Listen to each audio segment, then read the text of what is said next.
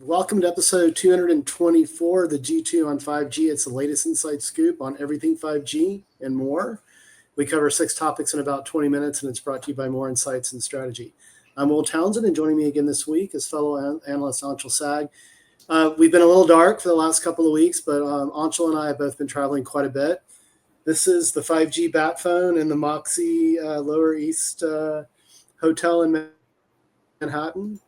And so that's where I'll be recording our podcast today. But I want to start with my first topic, AST SpaceMobile announcing a new consumer satellite service. And so, Anshul, I don't know if you caught this, but it was on the company's recent earnings call where AST CEO Abel Avillian, one of my good friends, talked about having a beta service available sometime by the end of this year, then a commercial service available in 2026.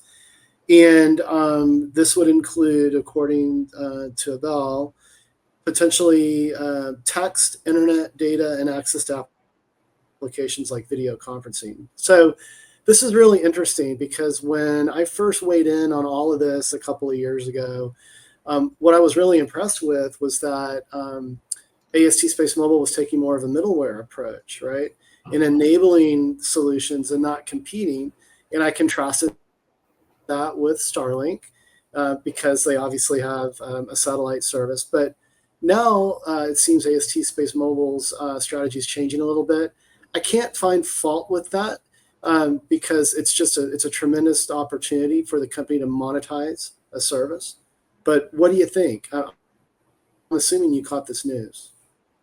I actually didn't. I've been buried. Okay.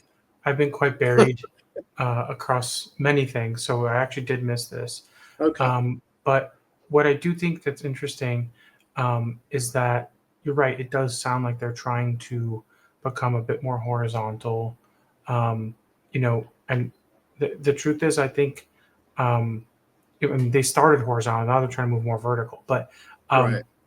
I think what's interesting is this might be a function of the agreements that they've put in place with all of the different carriers, because the thing is that like while AST does have the satellites and the ground stations, they still have to also have the spectrum. Mm-hmm. And I think maybe their agreements with all of these carriers enables them to potentially utilize these carriers' spectrum around the world, which would then potentially give them the opportunity to use that spectrum for their own customers and give those Yeah. customers global coverage. Obviously, Right. there would have to be, they'd probably still have to pay for that bandwidth. But I think it's just an opportunity for them to better utilize the network they've already implemented, make the Yeah. most of their satellite network. Because the truth is, if you look at like the economics of a lot of these satellite networks that predate all these LEO constellations, that the number one driver of profit for these networks is utilization. So, Mm-hmm. if they can get utilization as high as possible without Right. affecting the user experience, I think that's a real good thing for their long-term viability as a satellite company, because we've seen a lot of satellite companies come and go. Yeah. A few of them have gone bankrupt multiple times.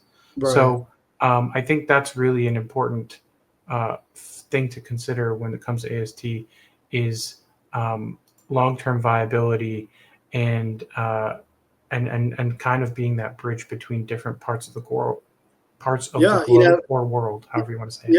Yeah. Yeah. And hey, AT&T and Vodafone have both made a financial investment in the company, right? So, you could think that, hey, those carriers are not going to get in necessarily to providing a discrete satellite based broadband service, right?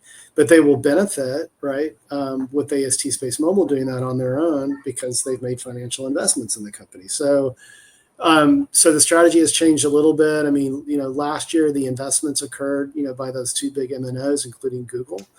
So yeah, I agree. They're going to have to monetize the investment that they're making in putting more and more satellites in the air. So it makes perfect sense to me. But hey, let's go to your first topic. And you want to talk about EchoStar. I wasn't aware of this, but they're potentially being investigated by the FCC. Yeah, so this is an interesting development because this actually started kind of a few weeks ago. Um, and then it became clear that SpaceX's complaints around EchoStar were very similar to what the FCC was investigating them about, Hmm. specifically about their ability to deliver 5G services across the US and whether they're using all of their spectrum licenses. Um, so this is really about EchoStar and its Boost Mobile 5G network, which I actually recently got a tablet from Boost to test out their network.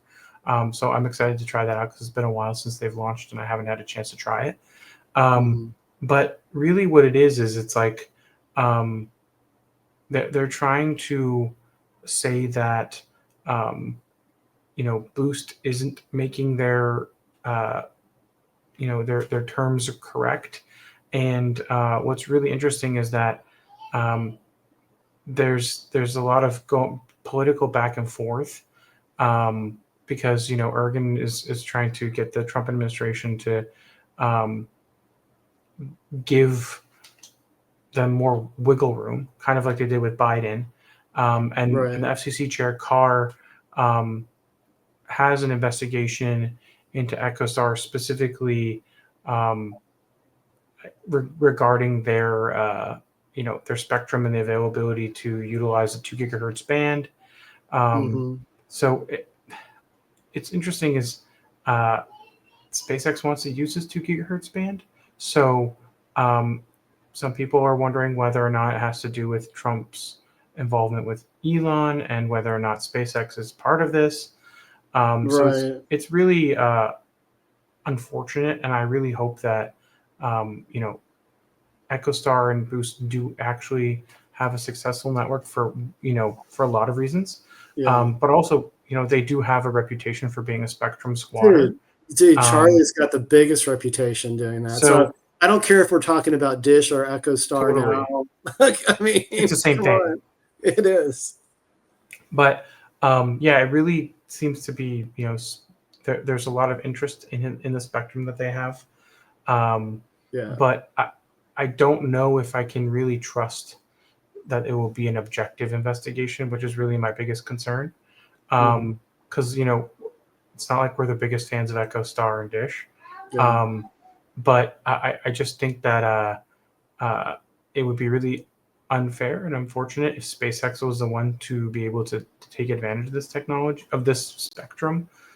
So Right. it'll be really interesting to see how this investigation moves forward and whether it will be, a fair investigation. So what's the expected sort of conclusion on all this, Anshul? Has that been shared publicly? Like when do they expect, when does the FCC expect to sort of wind its, kind of its investigation down and come to, some decisions? Well, they just said that they've started their investigation. Yeah. Um, and there's a quote in this light reading article. It says, Carr said he would do so to help inform the FCC's thinking about EchoStar's use of spectrum. So Okay. there's a lot of really interesting things in here. And the context ahead of time is that there's some stuff about SpaceX trying to convince the FCC to take the spectrum from EchoStar and give it to SpaceX. So Mm. um, SpaceX recently alleged in an FCC filing that the 5G network built by EchoStar's Dish network in some cases operates at power levels that are just 1 to 5% of what would be expected as compared to operations by its rivals. So they're trying to say that they're not even trying to To build the operate their network. Yeah. network. Yeah. Um, and it's AWS 4 band, so it's 2 gigahertz. It's a block of 20 megahertz, and then another block of 20 megahertz in the 2200 and 2000 megahertz bands. So there's a decent amount of spectrum there, um, Yeah. and it seems like SpaceX really wants a spectrum. And while I think it's valid to question EchoStar's 5G network, I do think there should be an impartial investigation to determine whether or not this is spectrum squatting, which we know they've been responsible, and caught doing before. So Yeah. I also think other operators should have a chance at that spectrum. Maybe it goes to auction. I agree. But I don't think SpaceX should be the only ones that have access to it. I agree. And you're right. I mean, sort of the optics on, Elon's involvement with Doge, even if that's officially been concluded or not, just it kind of, puts a lot of things sort of, kind of in a, in question as to whether, is there going to be a fair evaluation here? So I get it. We're not going to get political, but yeah, it'll just be interesting. So we will definitely monitor this situation. I wasn't aware of this, and we might want to come back on a future podcast and update our viewers and listeners. But let me go to my second topic. I'm going to be really quick with this, and and I hate to be cruel, but you and I both got the email on Mobile World Congress Las Vegas and its evolution, right? And so I think most people know that MWC Las Vegas was a reconstituted CTIA event, and the CTIA, right, wrong, or indifferent, just hasn't done a good job of getting people to their event. So the GSMA folks came in, hoped to sort of save it and turn it into a regional event. It was in LA. It was moved to Vegas.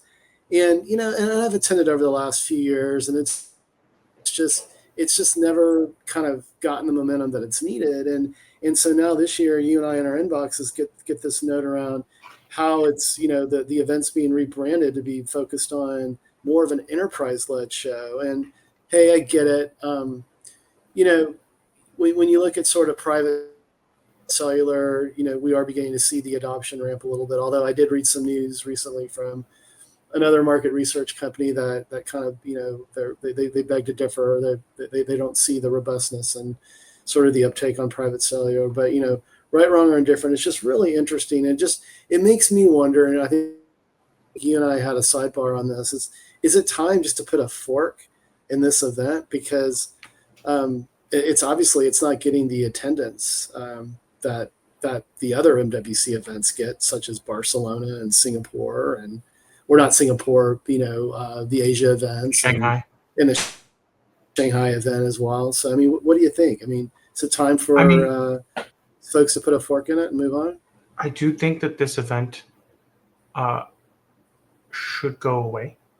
But Yeah. I will also say, moving agree. from LA to Vegas, I don't think that really did anything for it. I think it just made it easier for them to find hotels. But Right. what I do think is I saw some recent news that Verizon is going to start pivoting away from talking about their network and more talking about their services. Yeah. And So, and we've seen that from T-Mobile and AT&T as well. So I think maybe this is a change of sentiment from the carriers who have been the drivers of the CTIA event, saying that Right. maybe they want to turn this into more of a telecom enterprise show, where enterprise companies and buyers and services can meld together with telecoms to deploy appropriately. I'm not really sure, but that's like my only reasoning why this might make sense, is that Yeah. operators are trying to turn into enterprise solution providers, Yeah. and that this might be their way of saying that. Yeah. No. Clearly, with T-Mobile, what they're doing with their advanced network solutions, they are focused on outcome, not access, right? And we're going to talk a little bit more about that with my third and final topic, but I think it's an accurate observation. And let's see if the third time's a charm here. But I kind of have your sentiment. It's like I don't plan to attend this year.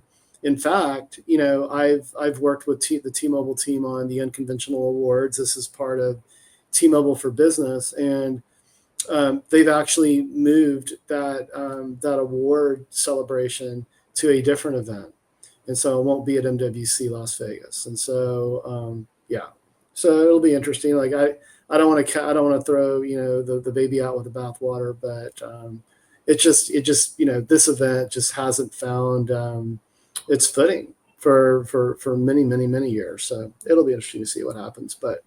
Hey, let's go to your second topic. You want to talk about T-Mobile, and they've got some information that they've posted from Ookla around the performance of their network, and it's pretty impressive. I did catch this news, but why don't you share that with our viewers and listeners?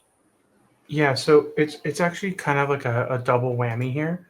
The first was that they announced that they were able to do 550 megabits per second uplink on a sub-6 connection. So that's not with any millimeter wave at all. So that's a pretty big achievement. But then on top of that, there was an article that I saw on my reading that was about kind of looking at network performance. And if there's a graph that obviously I still have to figure out how to use this platform, but in the future I will be able to show graphs as we do these live streams. They showed the 21 Ultra, 22 Ultra, 23 Ultra, 24 Ultra, and 25 Ultra from Samsung, and how those perform on all three networks, and how much better your performance can improve as you upgrade to a newer high-end smartphone. And the truth is, the S20 whatever Ultra is going to be the best network performance device you have. So that's why, obviously, T-Mobile would benefit from this. They were showing on the S25 Ultra that T-Mobile's median download speed was 442 megabits per second. Jeez Louise. That's compared to Verizon's 315 and AT&T's 216.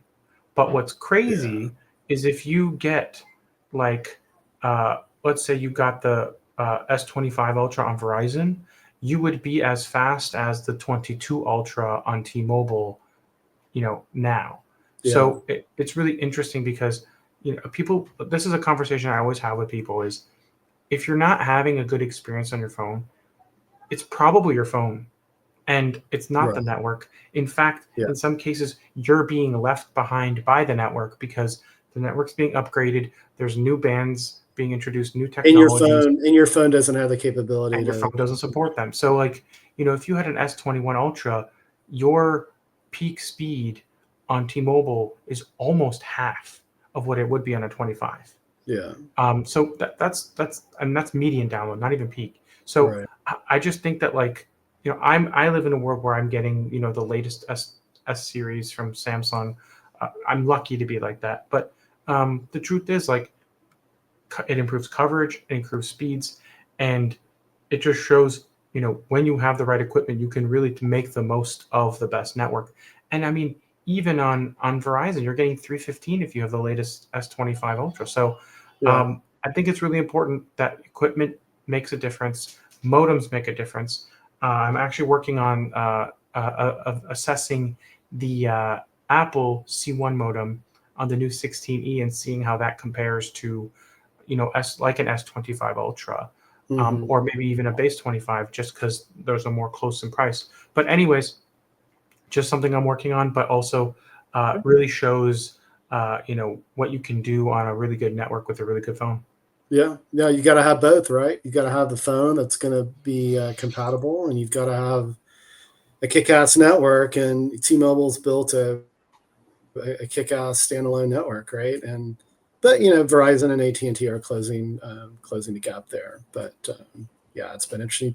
Hey, and we'll just take that victory lap again. You and I, like years ago, when the whole kind of notion of T-Mobile acquiring Sprint was fading very quickly, and we sort of flash forward now. It's been about 5 or 6 years, but it's been fun to watch for sure. But well, hey, let me hit my third and final topic, and I sort of alluded to this. We were talking about how mobile network operators really, in order to monetize the billions of euros and billions of dollars that are invested in these networks, from spectrum acquisition and infrastructure perspective, they've got to move beyond access, right? Security is a big deal. The nature of mobile networks are the threat surfaces are massive when you think about the number of subscribers, the number of devices per subscriber, and so it's interesting that both AT&T and T-Mobile, within just a few weeks of one another, have announced partnerships with Palo Alto Networks. And so Palo Alto Networks does a number of different things very, very well from a security standpoint. Palo Alto Networks has really driven what I call the power platform, and moving away from best of breed bespoke solutions to a cluster of highly effective solutions that cover the majority of security needs for enterprises and organizations. There's a lot of advantages there from a licensing perspective and from a management perspective. And what I really like about Palo Alto Networks is that they've been very focused on secure access service edge, so SASE, but a 5G flavor of that. And so at RSA conference, AT&T announced a partnership with Palo Alto Networks where AT&T's dynamic defense is being leveraged with Palo Alto Networks Prisma Access solution. And what this does is it enhances cybersecurity posture from both an owned network, so an enterprise that's managing the infrastructure and all of that on their network, but also unowned. So, as traffic comes over the internet, and there's and it enters into a private enterprise network, having a level of visibility and security with that is very, very important. And security is all about a layered approach, right? The more layers you can bring to bear from a very highly manageable perspective, the better security posture you can maintain. So that's the nature of AT&T's announcement with Palo Alto Networks. Now, just today, T-Mobile announced a similar partnership, again, enhancing what they're already doing with their 5G SASE solution. And just to refresh our viewers and listeners on this, T-Mobile they're in the midst of deploying 5G Advanced on their standalone network. They have a T-SIM Secure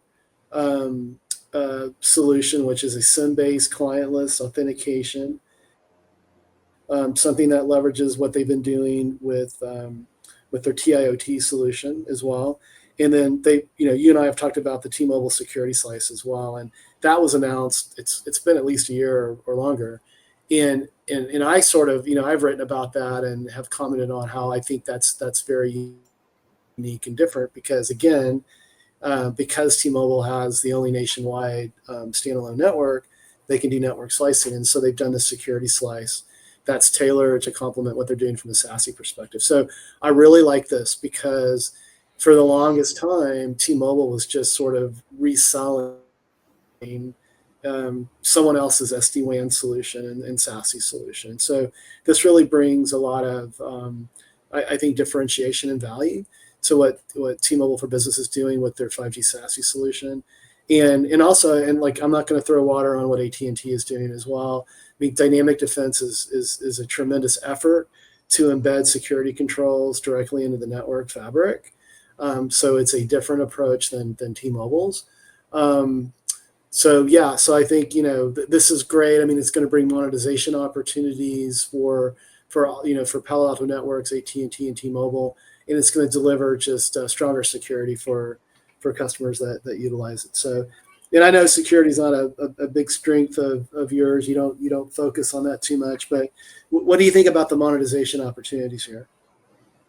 Well, I would say most of my security focus is client-based, right? It is, versus but infrastructure. I would say that to me it's interesting because one of the biggest challenges I've seen with 5G networks and something like, let's say, standalone is just like industry adoption.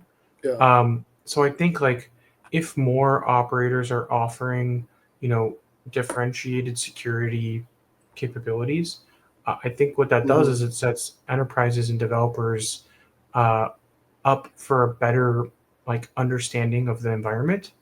And I think maybe it's one of those things where it's like standardization might be something that would benefit the operators and the industry.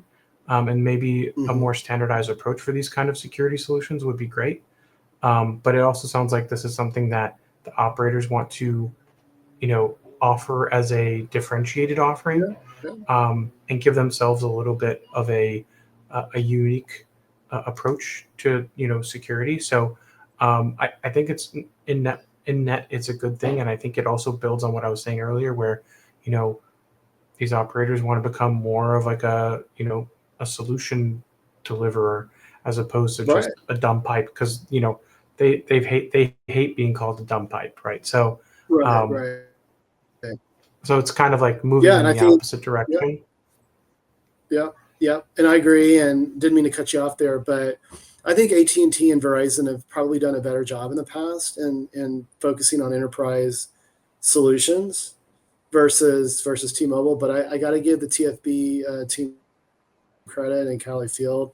They're really upping their game, and I really like this announcement. I really like the AT&T announcement as well, and it really demonstrates the depth and breadth and the strength of Palo Alto Networks to be able to work with two of the largest mobile network operators in the United States. So I think it's great. But hey, let's wrap things up. Let's go hit your third topic. You want to talk about? I'm probably going to mispronounce the company. Is it Xiaomi? Am I pronouncing that Xiaomi. correctly? Xiaomi, and they are going to announce their own smartphone SoC, and so you want to provide some highlights on that. Yes. So this is going to be called the X-Ring 01. It is their first smartphone SoC that they've built in-house. It was announced by the CEO himself on China's version of Twitter, and that whole like announcement on Weibo, which is the Chinese version of Twitter. Yeah. They said that they'll announce it in late May, and that some leaks have indicated that it will be built on TSMC's 4 nanometer process, which is not Mm-hmm. its most recent 3 nanometer. It's actually been on like 3 generations of 3 nanometer now. Yeah. So it's a little bit of an older node. It will be a 7-core setup. It will probably use standard ARM cores from what I would assume. There haven't been very many clear indications on like what the specs will be. They haven't really confirmed it. But what's interesting is that people are already acknowledging that it likely won't be close to the most current flagships from Qualcomm and MediaTek, but that it will probably be closer to something like, a couple generations behind. So this won't be a flagship SoC for Yeah. flagship phones. But what I'm hearing from the market is that this is a continuation of government efforts to push Chinese smartphone manufacturers to have their own SoCs. Um, Yeah. and what I find really interesting is, Huawei has been banned from using TSMC, but Yeah. it seems that Xiaomi hasn't. Yeah. So I'm very curious about how that's going to work out and what the administration is going to do and how TSMC is going to have to explain that. We'll see when the launch happens later this month, but I do think it's really interesting because um, they haven't done their own in-house chipset since 2017. So it's been 8 years. So I'm pretty sure most of the people who built that first one aren't with the company anymore. Um, Right. and it's just really interesting because I think we're going to see more homegrown Chinese SoCs, but they're not going to be able to compete with the likes of MediaTek and Qualcomm because they're probably not going to have access to the latest process nodes nor licenses to the most recent ARM cores. So this is Right. going to be an interesting development that I think we should follow and continue Yeah. to pay attention to, because it could also find its way into wearables and other segments of the market. But um, it's an interesting development just because I think we're going to see more Chinese OEMs having to do their own chips because the Chinese government's probably mandating it. Yeah. And yeah, it's just a cool, interesting update. And I'll stay on top of it because I'm our semiconductor guy. You are, and I'm leaning into that as well when it comes to interconnects. And I've published some stuff with Intel and Marvell, and Broadcom had a big co-package optics announcement today. Hopefully, I'm not Yeah, breaking the embargo on that. I everybody, just flew across the country and I'm a little tired, but everybody has some kind of co-packaged optics solution now. As it's the of hottest thing. Yeah, Credit NVIDIA GTC for for launching Intel, that Nvidia, chip. Broadcom. I'm sure we're going to see it from AMD. You're going to see a bunch of startups as well. I just got off a call with someone that you and I know that used to be at Qualcomm that's at a startup now, and they took me through what they're doing with co-packaged optics as well. But hey, my friend, it's been another great podcast. We need to be doing these weekly. I'm to blame, I think, for a lot of that with my crazy travel. But why don't you take us home? Absolutely. We hope our viewers and listeners found next week's topics interesting. If anyone out there would like to reach out and provide insights on a specific 5G topic for a future podcast, please reach out to us on social media. Will is at Willtown Tech, and I'm at Anshel Sog. We hope you have a great weekend, and please tune in again next week